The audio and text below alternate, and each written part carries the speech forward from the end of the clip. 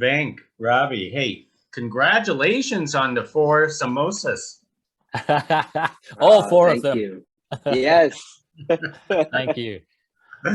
Well, more of a congratulations is that it's being showcased at Tribeca. How do you guys feel about that?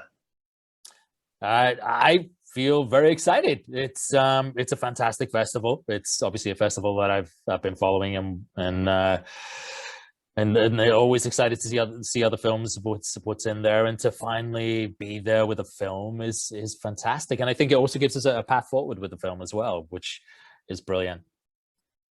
Great. Oh yeah, no, it's awesome. Super excited to share the story and to, you know, hopefully cheer some people up and make people laugh and then people come away with a thing or two from it. So it feels like it's a really, I think, personal piece that people will connect to and also hopefully be entertained by as well. Most excellent. Well, let me start with you, Ravi. Where the original idea came from for your film? I'd always wanted to do a little bit of a heist movie and kind of subvert the genre of that and do something which is really low stakes. Everything is half, and yet it's very high stakes for the characters involved. But it's not. You don't have millions of dollars, and they don't have fancy machines. It's all very kind of lo-fi as opposed to hi-fi. And so I was fascinated about doing that kind of genre thing, but subverting it. And then just thematically, I was really interested in the idea about telling a story about somebody trying to find their voice again. And so Vinny, the character that Venk plays, he's trying to rediscover who he is, and he's trying to rediscover his artistic journey and path again too. And also I wanted to make a film about community and about people coming together to make something, and whether that's creating a heist or if it's creating a movie. This film very much paralleled what we were going through as we made the film. Wow, most excellent. Venk, why were you attracted to a project like this? Well, Ravi sent me the script, and we've had a relationship for quite some time. I would share projects with him, and definitely looked up to him for advice and inspiration.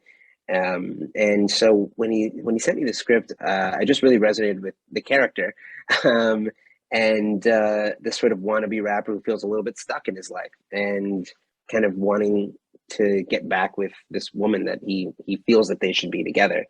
And I've always loved heist movies also, personally. I love the conceit of it all. I love the idea of getting people together to try and accomplish an impossible task. And in some ways in my own life, I try to do the exact same thing. So I felt like I really resonated with the character. And it was so funny. It was so charming. And Ravi sent it to me. And if Ravi sends me anything, I'm excited by it because it's him. And so I knew it was going to be a great project to be a part of. So when he asked me, I was honored. And it was written with Venk in mind, as I'd begun the draft earlier, and then when I came back to it, I started going, "Oh, Venk could be friggin' awesome in this. He'd make a great lead." And and I can't deny that some of the conversations that we had on the phone, I did mind those a little bit, and stuck in some of those insecurities that Venk has. I was reading it. I was like, God, this feels like a lot of conversations that I've had with Ravi about some things. No, it was great. I really resonate with this character. I wonder why. Yeah, I wonder why. I wonder. That is great, gentlemen. So could you guys comment about, because this movie being a South Asian movie, there's not a lot of South Asian movies here in the United States, but that trend is actually slowly changing. Could you guys talk about that, especially particularly making it as a comedy? Yeah, I mean, it's interesting, the journey of the South Asian American film as well. There was a whole slew of them. I think maybe was it about 20 years ago? The American Desi and American Chai and ABCD. Those initial movies that came out around then were very much movies about identity. Am I American or am I Indian or Desi? And those movies had to be made because they were the things that people were asking themselves. I think as we've kind of progressed now, we're not making those identity movies specifically as much anymore. And I think we're at a place now where we can just make films, and we can make genre films, and they can happen to be set in an Asian or South Asian world, and those themes can be underneath it all and be holding it up, but they don't need to be at the forefront necessarily anymore. We can just tell these stories, and that can engage a wider audience as well, I hope. Yeah, and not to mention, this is an all Indian cast, which and some of the faces that when people watch it, it's it's the who's of the Indian actors that you actually brought in. Could you guys talk about that? And Venk, you could talk about working along with them.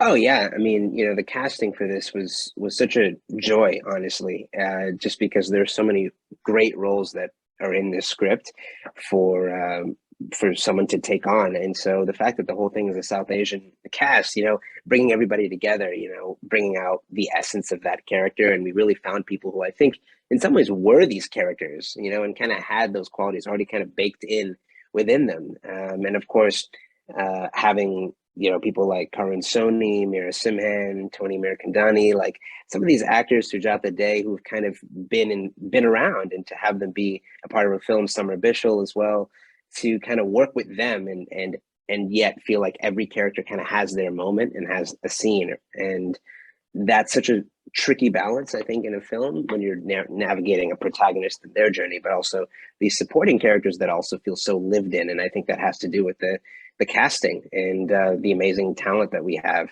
who are decided to be a part of it. Ravi, how did you manage to cast all these great people? I feel like you just went to the local Indian film festival in Los Angeles and meet up with other. I mean, I've been to that film. It's a great film festival. I've been there 3 times myself. So. Yeah, it's interesting. I mean, most of these people we kind of knew, and we didn't even do an audition process. I think maybe there was one character that we possibly auditioned for. I can't remember, but it was literally going, do you want to do this? Do you want to do this? I, as an actor as well, I would rather not audition, and you would hope that your work that you've done in the past kind of stands for itself, and people go, yeah, of course you can do it. And luckily within this process, I was able to kind of turn the tables and go, here's a part for you. Will you do it? So a lot of these people I knew, some of the people, the younger actors, some of them I didn't quite know as well. But I think we're all so aware of each other and so aware of the talent that we have within the community. I mean, honestly, it was even with certain parts. I mean, it was just getting on Instagram, getting on my Facebook. I remember looking on we were trying to cast one part, and I'd go on my recommended friends on my Facebook page, and it was just a bunch of amazing talent actors. And so it was like, because we're in this community, it was so easy to just reach out, and we're all so connected, interconnected, that it really was just a matter of, oh my God, Ravi and I would be sitting there and go, this person would be great for this. It'd be amazing if we could get them, and just asking and reaching out. Wow. Now, Venk, the rapping scenes, is that really you rapping, and how much influence did you have on the rap words per se, or is it all Ravi here? Well, is it all me? I mean, I think it's all, maybe we could say it's all Vinny, we could say. But no, definitely in the film itself, all those lyrics were written by Ravi, and the music was composed by Sagar Desai, and that was really their collaboration. And I had the opportunity to collaborate with Ravi as well on the lyrics for the end song that is at the very end of the film, that kind of final rap that takes us out into our post-credit scenes, which was a wonderful collaboration to kind of write together and kind of find the tone of what that song is that takes us out, that the audience can kind of leave with. But it was a little bit of a process to kind of find the cadence and find the rhythm within what Ravi had written. And so much of that, I almost was thinking about, it's almost like Shakespeare in some ways. I mean, in the sense that it's so metered in some ways, and you got to find the moments where you need to breathe. And it is very technical. And then there's the acting as well.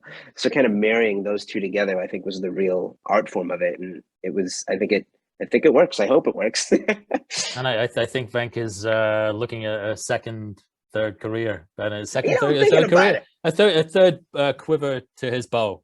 I Is that how you say it? always felt like maybe I could be Or a rapper. third arrow to his a quiver. Sorry, carry on. Is it a quiver, a bow, Well, arrow because quiver? it's a quiver, you put the arrows Right. in the quiver, You put right? the arrows in the quiver, So, right. so And it's then you take the a arrows third out. or fourth arrow to your quiver. Yes. There we go. There we go. I know I wasn't familiar with Indians rapping. I know there was a famous Indian rapper who just passed away just a few days ago. But Yeah, and that guy was in India. But in terms of South Asian American rappers, there are so many talented South Asian American rappers, and there's people like Abby the Nomad, there's Ukash Ambudkar, UTK, who's also an executive producer on our film. He's an incredible rapper. There's what's his name, Khan. Anik. Anik Khan is friggin' brilliant. And there's a tradition of it as well. It's Kumar, which has been spanning 20, 30 years. So it's definitely been there, and hopefully we'll see more of it in the mainstream. Of course. And obviously, you have to put a little bit of Bollywood with the music and dancing and all this kind of stuff. Could you talk about the choreography, the music, and putting Nirvana into those sequences? Yeah, we have a little bit of a Bollywood fantasy, like a lot of these films do, but it's in some ways ours was a little bit of a throwback to those 1990s movies, 1980s and 1990s movies, which were super brilliantly cheesy, and we were able to kind of go that far. And we also have a scene at the very end of the film, at the very end of the title. So if you watch it, make sure you get to the very end where we have a nice little Easter egg there for you, where you see one of these Bollywood movies that we created. We made our own Bollywood movie to be with the movie within the movie. But it was super fun to kind of put those mustaches on Navan, and Navan was so game for doing those dances. And our choreographer was Shivani Thakur, who also plays the assistant store manager. And she just came in and gave us some great moves for these actors to play, and for Navan to dance to, and also for our dancers to come in with. That is terrific. And could you talk about this neighborhood, Artesia? I'm not familiar with it, and it's probably because I'm not South Asian or traveling that area of near Norwalk or anything like that.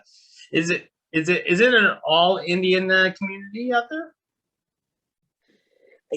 Ravi, correct me if I'm wrong. I think it's actually very diverse. I think there's I think it might be a Filipino community as well, or Vietnamese. I can't remember exactly. It's actually got a massive Portuguese community. That live in that area. But there is a strip in Artesia called on Pioneer Boulevard, which is pretty much all South Asian stores.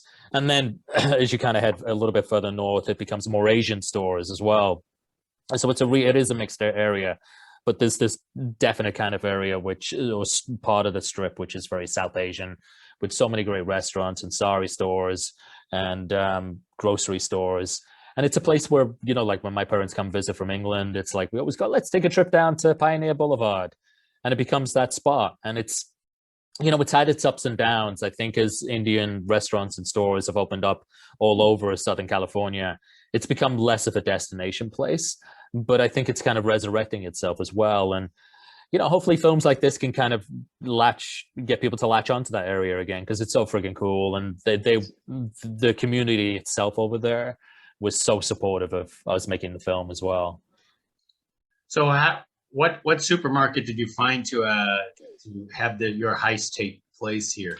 Was it a real supermarket? For sure. It was a supermarket called Pioneer Cash and Carry. And they have two of them. They got a smaller one, the original one, or the second original one. And then they have this massive one, which is like a Vons-sized supermarket. Huge. And again, they were super generous with us and allowing us to film there. Oh, wow. That's great. And one more thing before I let you guys go is this Indian king, or this play, was that fabricated or was that real? No, that's a real king and a historical king, King Ashoka. And he did, he went into battle and he killed a lot of people and eventually became a Buddhist, and apparently had some, I don't know if they were regrets, or definitely decided to go on a more spiritual route afterwards. No, so he is a famous Indian king. That's one thing I love about it too. Is he also, because I grew up in Atlanta, and there's an Indian population there as well in Alpharetta, which we lovingly call Alphapuram.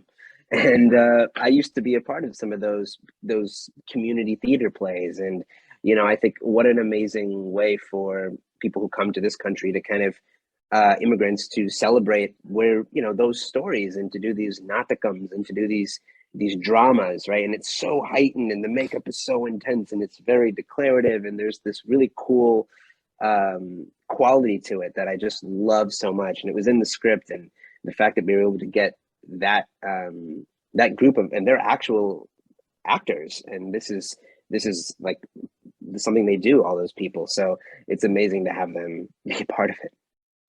Well, with the Four Samosas and your guys' costumes entering into a supermarket, that's a play by itself. So yes.